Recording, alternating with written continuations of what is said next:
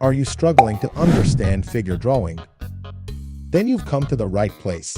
Today I will showcase how to make more dynamic your characters and how to express gesture and movement with few lines.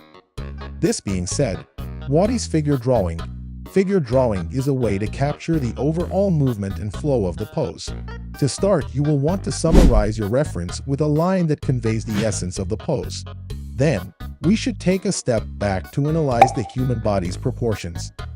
Very general proportions are that an adult male is usually 7.5 heads tall, whereas an adult female is usually 6.5 heads tall.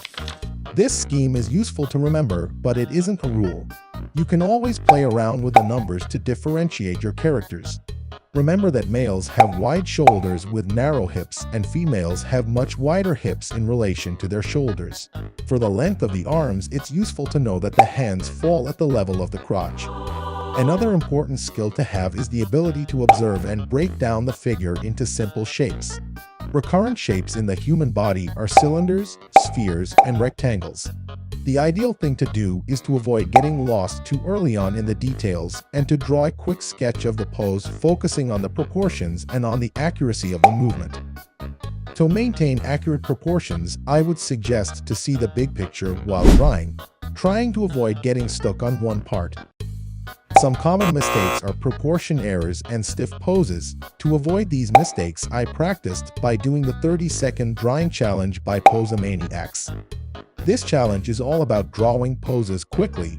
The lack of time forces you to focus only on the proportions and on the dynamics of the pose. Try starting drawing only the torso as it carries the essence of the pose. At an early stage, the limbs are a mere distraction and can easily be added later on.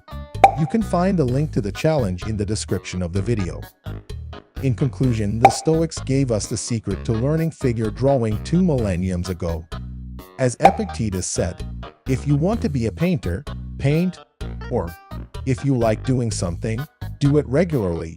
So, now that you know all this, all that is left is for you to start drawing. See ya!